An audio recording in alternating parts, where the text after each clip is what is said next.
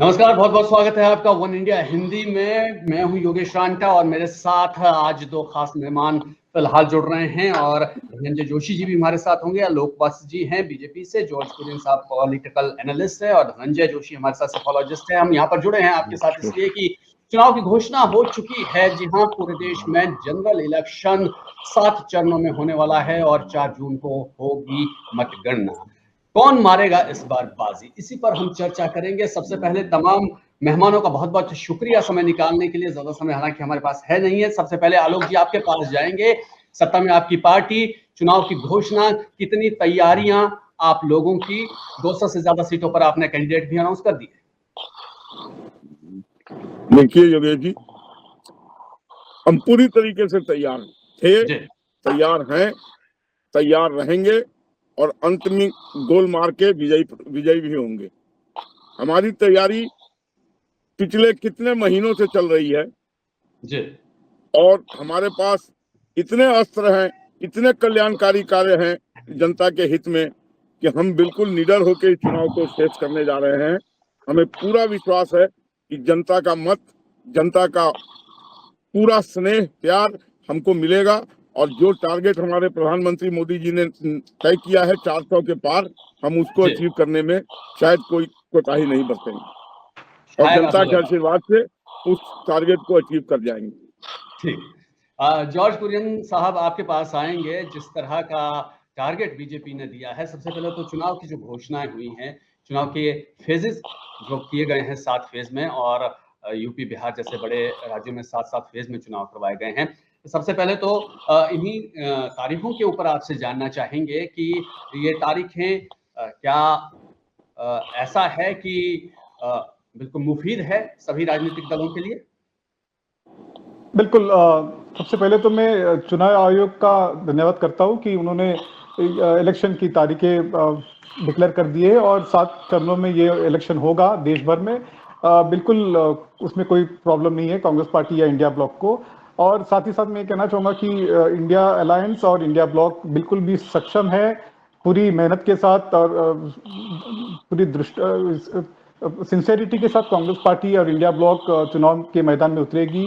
भारतीय Janata party led by Narendra Modi ji को टक्कर देगी और बिल्कुल एकदम लीगल और कंप्लायंस को फॉलो करते हुए, इलेक्शन कमीशन के जो गाइडलाइंस है उसको फॉलो करते हुए हम लोग काम करेंगे जमीनी स्तर पर।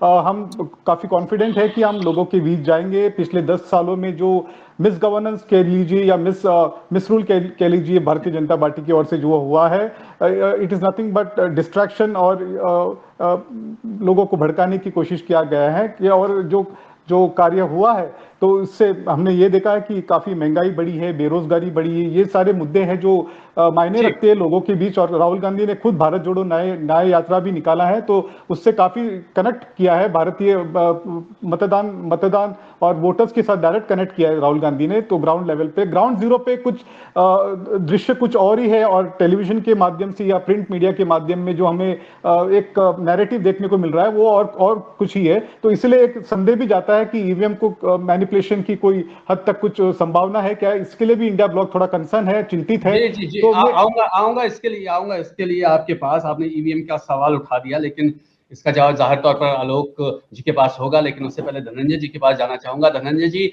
आज की स्थिति में दोनों लोगों को भी आपने सुन लिया, चुनाव पर आपकी नजर रहती है, कितनी तैयारियां दोनों तरफ से आप देख रहे हैं?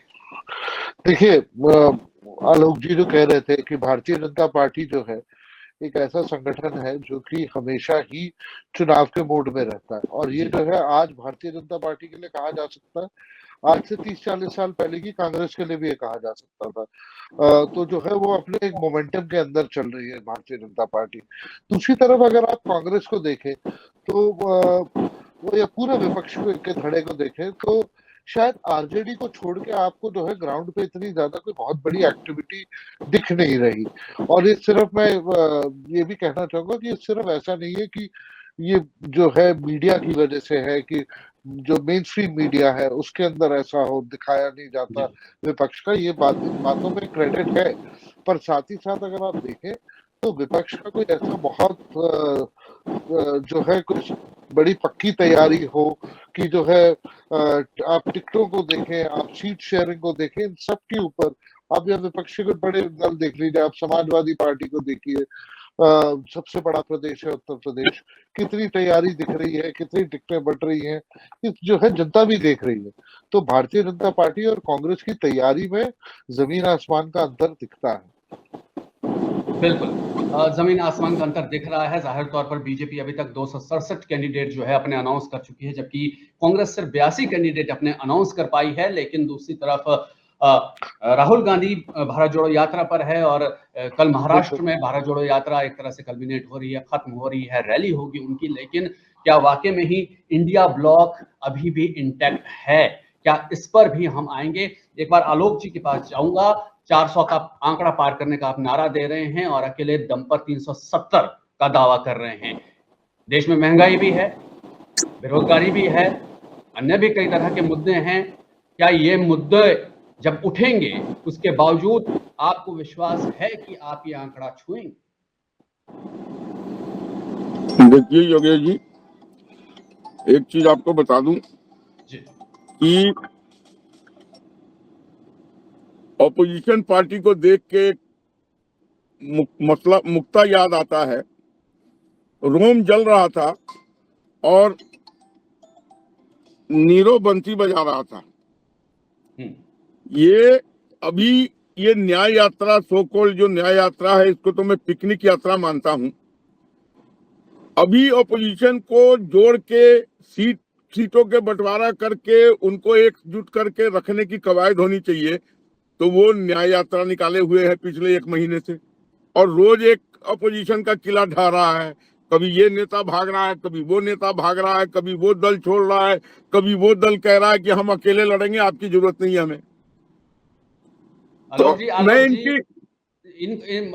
जी, मैंने आपसे ये पूछा कि बेरोजगारी भी है देश के अंदर, और भी कई मुद्दे हैं देश के अंदर जो अपोजिशन उठा रहा है, इसके बावजूद आप पहुंचेंगे अपने आंकड़े तक क्या? मैं मानता हूं बेरोजगारी है, मैं मानता हूं महंगाई है, लेकिन वैश्विक स्थिति से भी तो आप भिन्न नहीं हो सकते। आज सारे develop countries double digit inflation में है और नरेंद्र मोदी जी ने अपने नेतृत्व में कोरोना के बावजूद 4.25 से ऊपर नहीं जाने दिया है। ये अपने आप में एक बहुत बड़ा अचीवमेंट है। और यहाँ की प्रबुद्ध जनता, प्रबुद्ध जी, सिलेंडर 1150 कैसे पहुंच गया? मैंने कहा ना, कैसे पहुंच गया? मैंने कहा ना महंगाई है, लेकिन वैश्विक स्थिति का भी आप ध्यान रखें।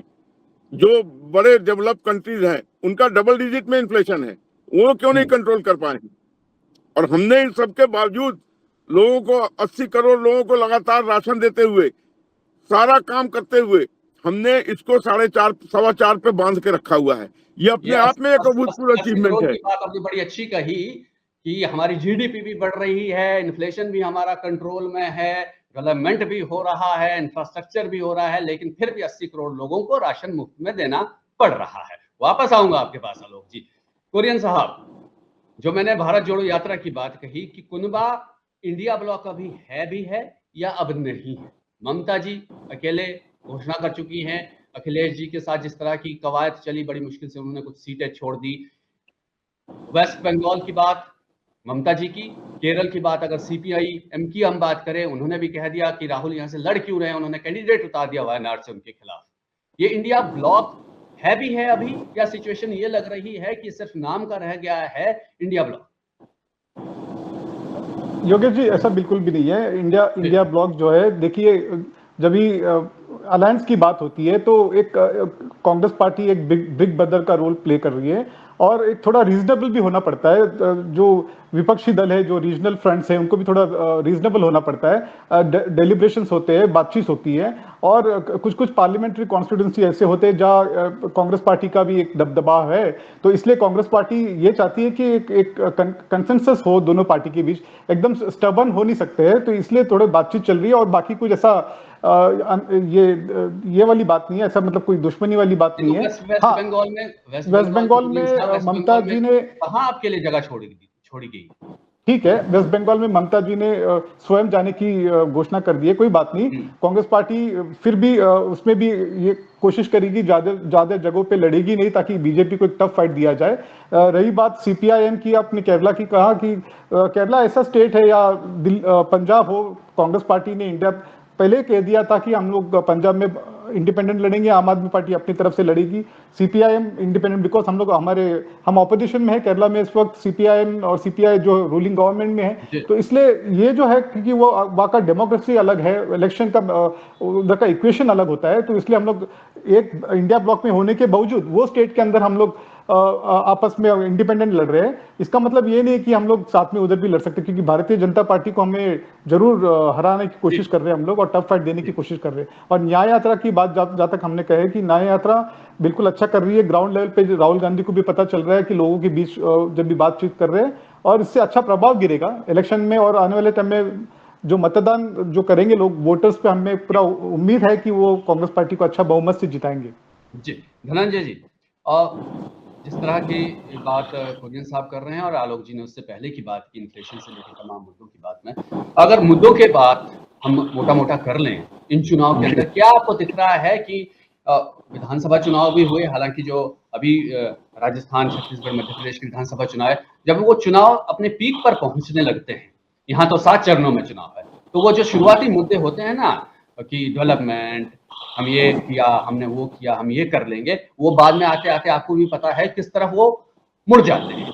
क्या इस वक्त देश के अंदर जो मुद्दे हैं वो मुद्दे उन मुद्दों के ऊपर इस देश की जनता वोट करेगी, या ये राजनीतिक दल उन मुद्दों को इन चुनावों के अंदर उभरने देंगे? दोनों तरफ की मैं बात कर रहा हूँ। देखिए, जो जमीनी चुनावी मुद्दे हम लोग कहते हैं, बिजली, सड़क, पानी, यानी डेवलपमेंट, साथ ही साथ जो है बेरोजगारी, महंगाई, ये सारे के सारे, करप्शन, भ्रष्टाचार, ये सारे के सारे मुद्दे जो है जमीनी मुद्दे हैं, और चुनाव के अंदर आम तौर से जो है इनका बहुत प्रभाव रहता है। अगर कांग्रेस को आप देखें, आम आदमी पार्टी ने जब दिल्ली से शीला दीक्षित जैसी पॉपुलर चीफ मिनिस्टर को हटाया, तो उस वक्त जो है इसी प्रकार के मुद्दे, करप्शन इत्यादि, लॉ एंड ऑर्डर, ये मुद्दे चले।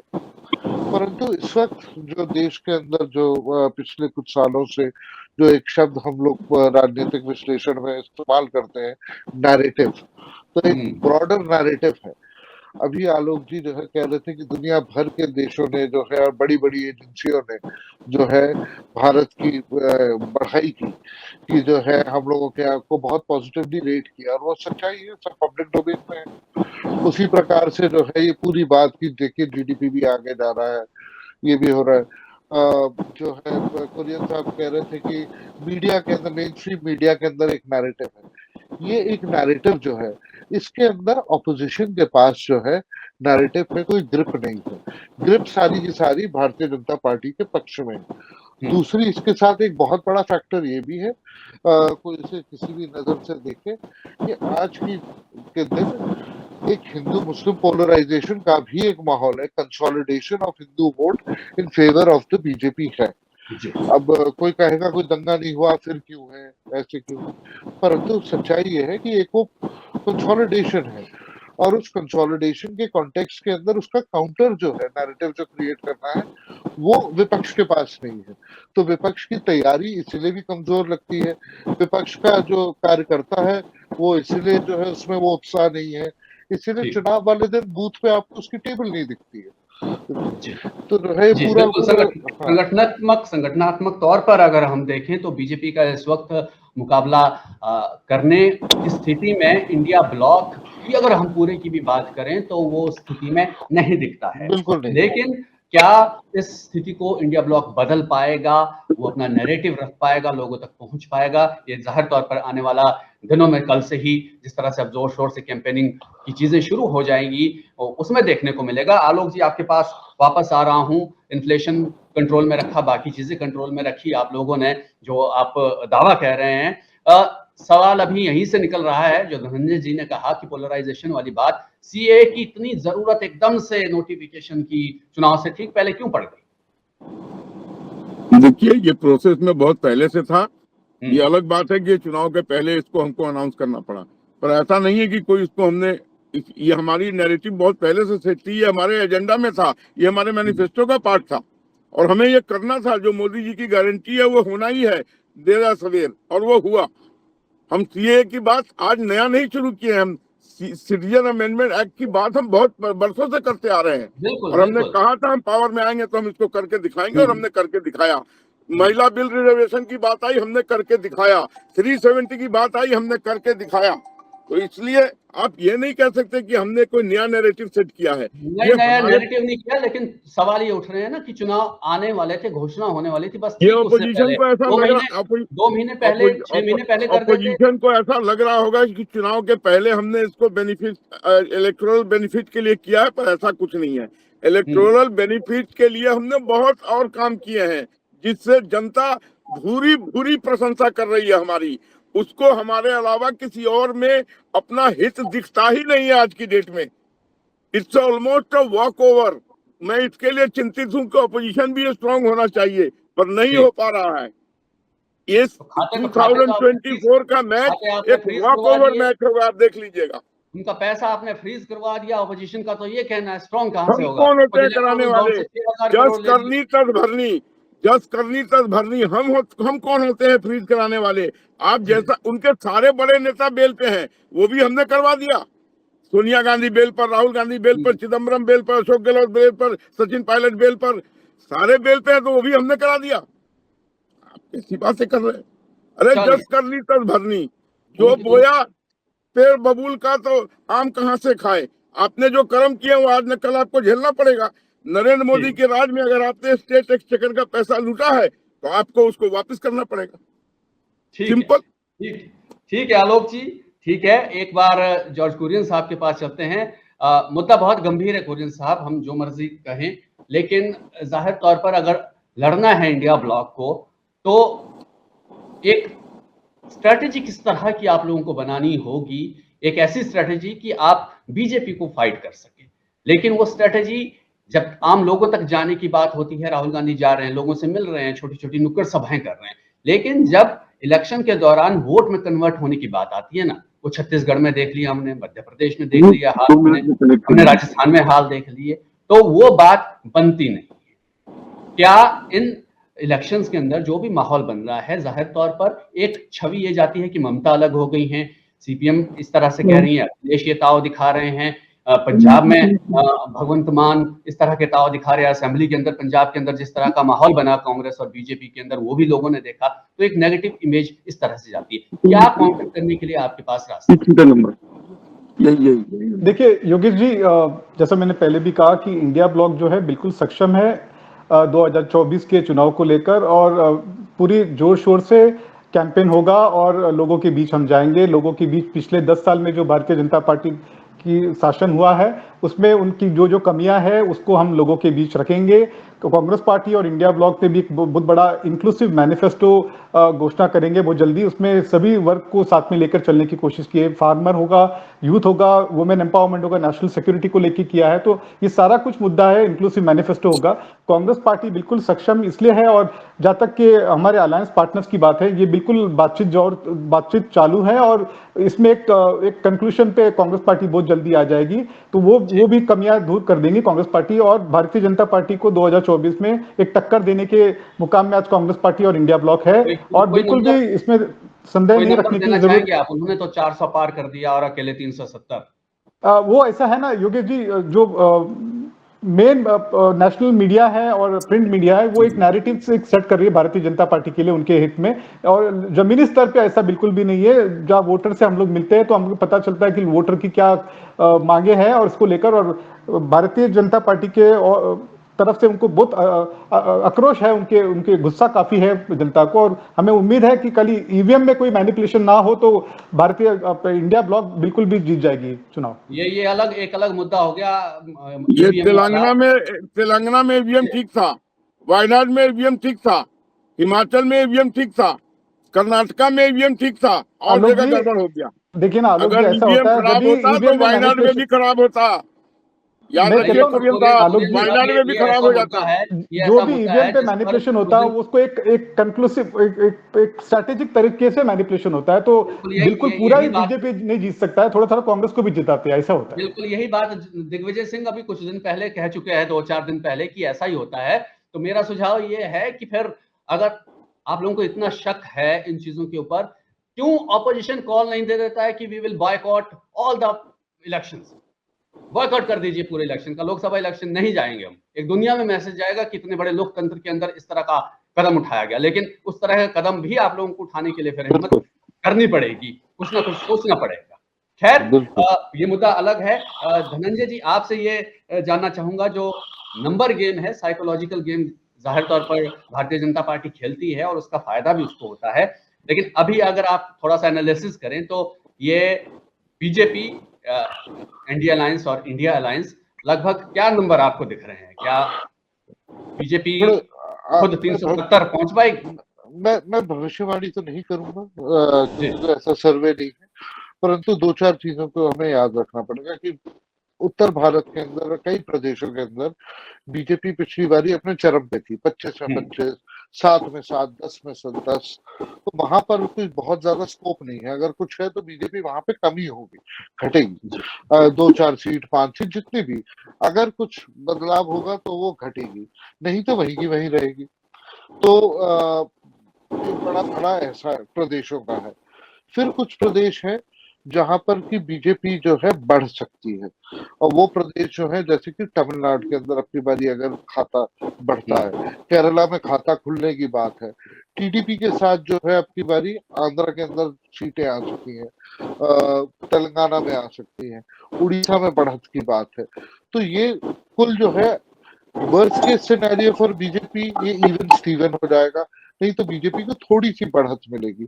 महाराष्ट्र और बिहार के अंदर जहां बीजेपी हाँ ये बस 1 मिनट का टाइम दे दो, मैं हिंदुस्तान को छोड़ रहा हूँ, बस 1 मिनट। वहां पर जहां पे 2 जगह इन्हें बढ़त में काफी नुकसान हो सकता था, वहां तोड़ जोड़ करके जो है वहां पर भी मामला रुक गया। तो लगभग बीजेपी जो है वही 300 सवा 300 के हेर फेर में दिखती है। हो सकता है 280 290 चले जाए या 325 चले जाए, उसी रेंज में। विपक्ष ऑन दी अदर हैंड जो है, हमें कुछ उसके लिए जो है ऐसा गणित दिखता नहीं, कहीं बिट्स एंड पीसेस के अंदर हरियाणा में 2 सीट बढ़ गई, वहां कुछ बढ़ गया, जो है विपक्ष भी जो है कहीं कोई ऐसी एक्टिविटी नहीं दिखती। भारत जोड़ो यात्रा वगैरह जो है जरूर पॉपुलर यात्राएं हैं, उससे उत्साह बढ़ा है विपक्ष का, पर कुछ ऐसा लगता नहीं कि विपक्ष जो है कांग्रेस 50 से 100 सवा 100 चले जाएगी, ऐसा कोई दूर दूर से इंडिकेशन नहीं। तो घूम फिर के स्थिति ऐसी सी ही लग रही है जैसी आज है। जी, तो 2019 में 253 एनडीए के पास थी, इस बार 400 का आंकड़ा पार करने का एनडीए दावा कर रहा है, और अकेले बीजेपी के पास थी 303। और यूपीए की बात करें तो 90 सीटें थी 2019 में, और कांग्रेस के पास अकेले थी 52 सीटें। क्या ये आंकड़ा इस बार बदलेगा? आने वाले दिनों में जब जैसे जैसे चुनाव का माहौल गर्म होगा, उसके अंदर कैंपेनिंग किस तरह की होती है, और जिस तरह से आलोक जी ने खुद कहा कि हम तो ऑपोजिशन को स्ट्रांग देखना चाहते हैं, तो उम्मीद ये करते हैं कि एनडीए के मुकाबले इंडिया इस बार और ज्यादा टफ फाइट जो है वो पेश कर पाएगा। नतीजा जो होगा वो जनता देगी, लेकिन जाहिर तौर पर एक वाइब्रेंट डेमोक्रेसी को जिंदा रखने के लिए ये जरूरी है कि एक तरफा चीजें ना चली जाए। आलोक जी, बहुत बहुत शुक्रिया आपका हमारे साथ जुड़ने के लिए। जॉर्ज साहब, आपका भी बहुत बहुत शुक्रिया, और धनंजय जोशी साहब, आपका भी बहुत बहुत शुक्रिया। तो जाते जाते हमारे दर्शकों से भी ये अपील कि आपको कार्यक्रम कैसा लगा, आप कमेंट बॉक्स में लिखकर अपने कमेंट्स दें। इसके अलावा चैनल को सब्सक्राइब कीजिए, शेयर कीजिए, लाइक कीजिए, और बेल आइकन जरूर दबाइए। अगली बार फिर मिलेंगे। शुक्रिया।